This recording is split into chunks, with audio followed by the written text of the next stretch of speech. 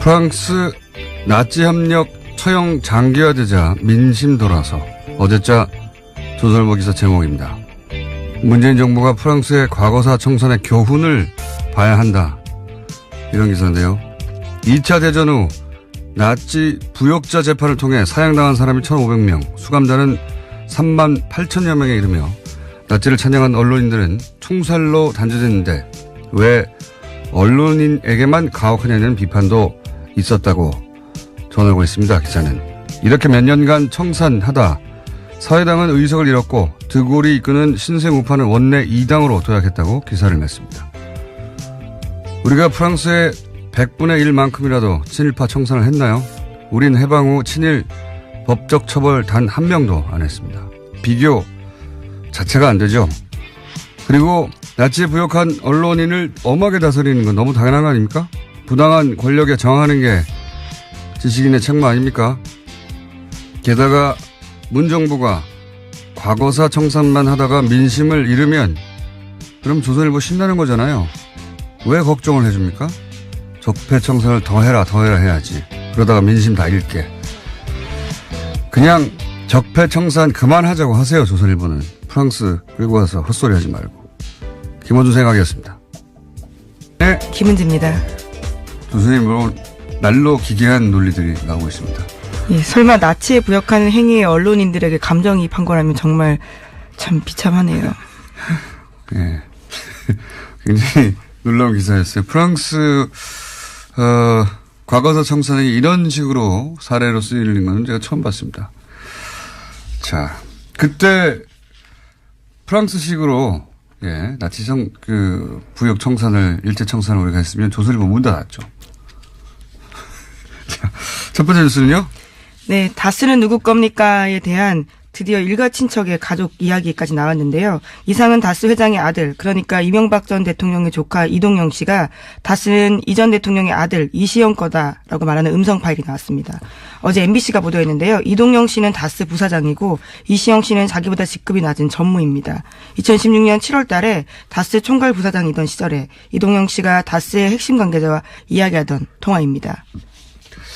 자, 일단 먼저 한번 MBC가 오랜만에 단독했어요. 예, 단독을 연속으로 몇 가지 연속을 했는데 일단 그 오디오 파일, MBC에서 보도했던 오디오 파일 들어보겠습니다. 시영이는 지금 MB 믿고 해서 뭐 자기 거라고 뭐 회사에서 마음대로 하고 있잖아. 예, 이 대목은 이동영 씨, 이제 다스의 명부상 회장이고 최대 주주죠. 예, 이상은 회장의 아들. 이동영 씨가 누구와 통화하는지는 모르겠습니다만 네, 이시영 다스의 씨. 전 핵심 관계자다라고 예, 합니다. 누군지 저는 알 것 같아요. 근데 여기는 안 나왔으니까. 이시영 씨, 이명박 전 대통령의 아들 이시영 씨가 지금 MB 믿고 회사가 자기 거라고 회사에서 마음대로 하고 있잖아. 예. 최대 주주 회장의 아들이 하소연을 이런 게 한다는 게 말이 안 되는 거죠. 예, 심지어 부사장이었습니다. 뭐 그때도 그렇고요. 지금도 그렇습니다. 그러니까 아버지는 회장이고 자기는 총괄 부사장이었던 시절인데 이런 말을 이제 한다는 게 이게 말이 안 되는 거죠. 이재용 삼성 부회장이 주식이 하나도 없는 사람 때문에 그 사람이 삼성을 먹겠다고 마음대로 하면 그냥 두겠습니까? 그냥 회사에 쫓으면 끝나는 거지. 그럴 수 없는 거죠. 예. 이 관계를 드러내는데 이게 파일이 이게 하나가 아니에요. 자, 그 다음 연속도 꼭지가 여러 개 나왔죠. 예. 네, 또 강경호 다스 사장이라는 사람이 있는데요. 이 사람이 이명박 전 대통령에게 지시를 받고 다스 경영에 깊숙하게 개입하고 있다라는 식의 이야기도 있습니다. 그리고 이제 녹취 중에 이제 이런 것도 있었습니다. MBC가 단독으로 보도한 회장도 나도 희생했다. 예. 희생할 게 뭐였어요? 자기들이 최대 회사 주인인데. 네, 대표인데요. 예, 이것도 좀 들어보겠습니다. MBC 보도입니다. 나도 아버님이 회장님이 살아계시는데 형이 이런 꼴을 당하니까 형은 울분이 터지지만 어차피 희생하는 거잖아. 어차피 회장님도 희생했잖아. 그러니까요. 네, 여기서 형이라고 하면 자신을 뜻하는 겁니다. 이동영 씨 자신요. 그 이시영 씨 사촌 형이거든요. 나이로 따지면. 그러니까 본인 입장에서는 아들 입장에서는 아버지가 이제 이 문맥으로 보자면 바지 회장 노릇을 하는 게 그리고 자신도 그렇게 하고 있는 게 한탄스러운 거죠. 예. 울분이 터진다, 가슴이 찢어진다라는 표현도 있습니다. 네. 아들 입장에서 이렇게 말할 수 있죠. 근데 이제 그 과정에서 자신들이 명부상 최대 주주인데 실제 주인이 아니라는 말인 거죠, 이게. 또 있습니다. 네, 이명박 전 대통령의 아들 이시영 씨가 다스를 접수했다라는 식의 언급도 계속해서 나오는데요.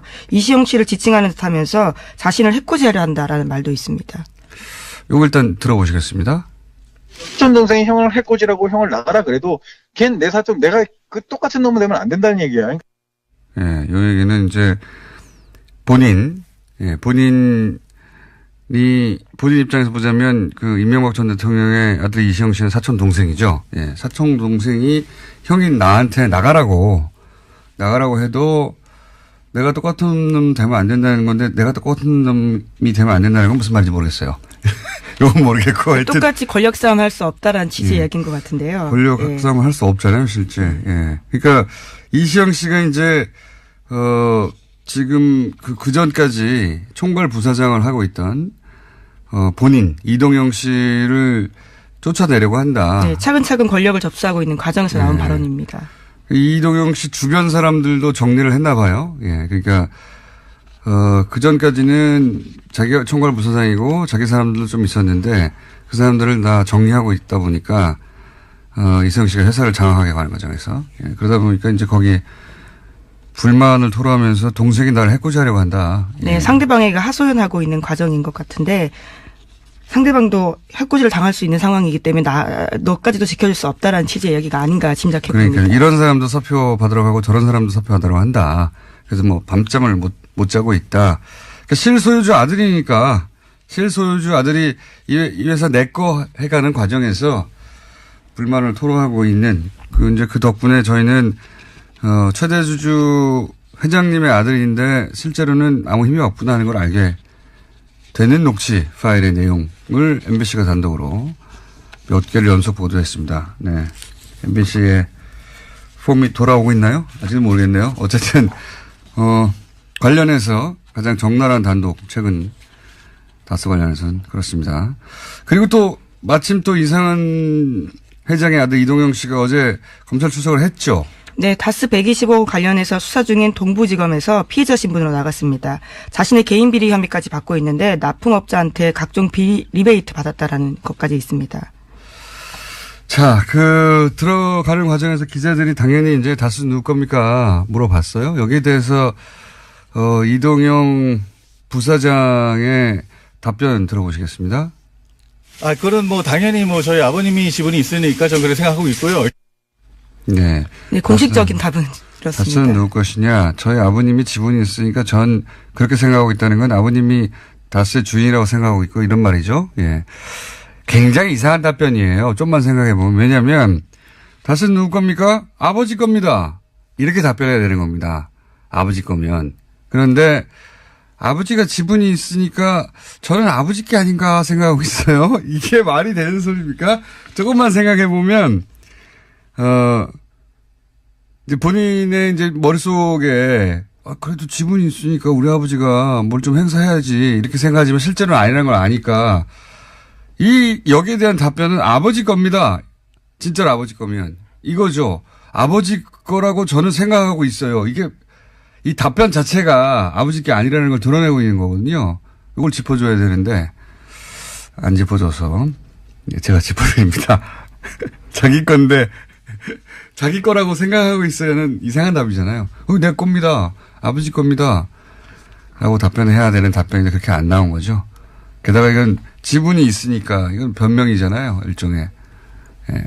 현재로서는 최대 지분을 가지고 있습니다. 그러니까 거기 기다리는 거예요. 지분이 있으니까 저는 아버지 거라고 생각해요. 이 말 자체가 지분이 있는데도 아버지 거로 아무도 인정을 안 해준다는 얘기죠. 예. 그게 드러난 답변입니다. 자, 예리하게 한번 짚어놓고. 자, 다음 순요. 네, 어제 김명수 대법원장이 입장문을 냈습니다. 법원 블랙리스트와 관련해서 계속해서 후폭풍이 있는데요. 김명수 대법원장은 조사 과정에서 나온 문건 내용은 대다수 사법부 구성원들이 상상하기 어려운 거다라고 인정했습니다. 그제 대법관 13명이 내놓은 입장과는 다소 다른 이야기인데 별도 기구를 구성해서 추가 조사에 나서는 등 법원 행정처 개혁하겠다라는 입장도 밝혔습니다. 요 사안은 저희가 이제 이정열 전 판사님을 3일째 모시고 이야기 잠깐 나눠볼 텐데 이게 지금 이제 김명수 대법원장은 어떻게든 법원 자체적으로 이 문제를 해결하려고 하는 것 같아요. 근데 이제 첫 번째 조사에 대해서 사법부 내에서도 그리고 밖에서도 이것까지 되냐고 뭐 납득할 사람이 아무도 없죠.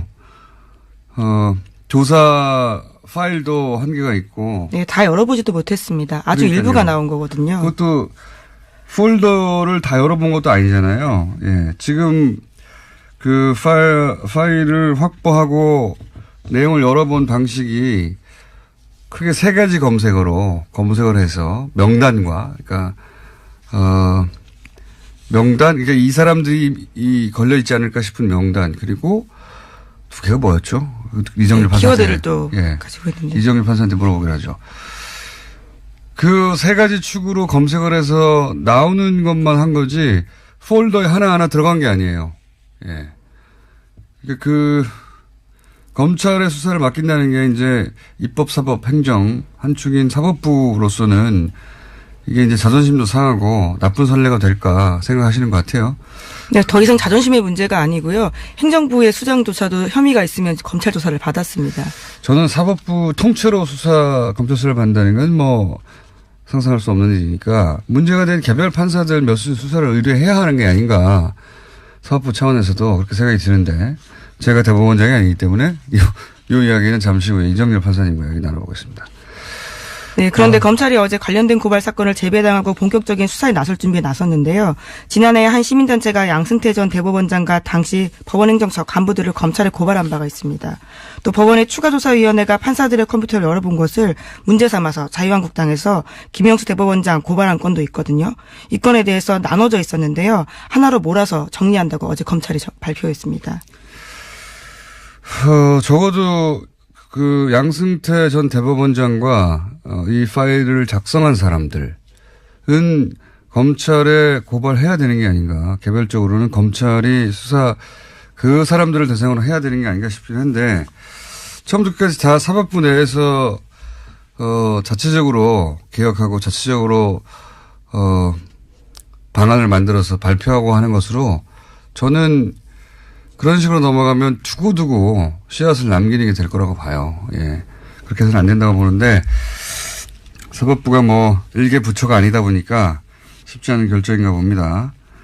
자, 다음 뉴스는요.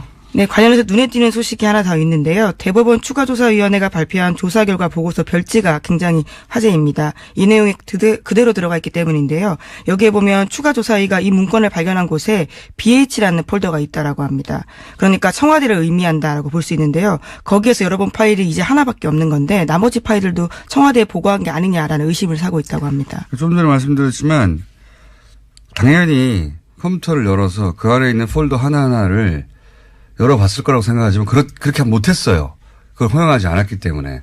그냥 키워드 몇 개를 정해서 검색하라고 한 겁니다. 그중에 걸린 거거든요.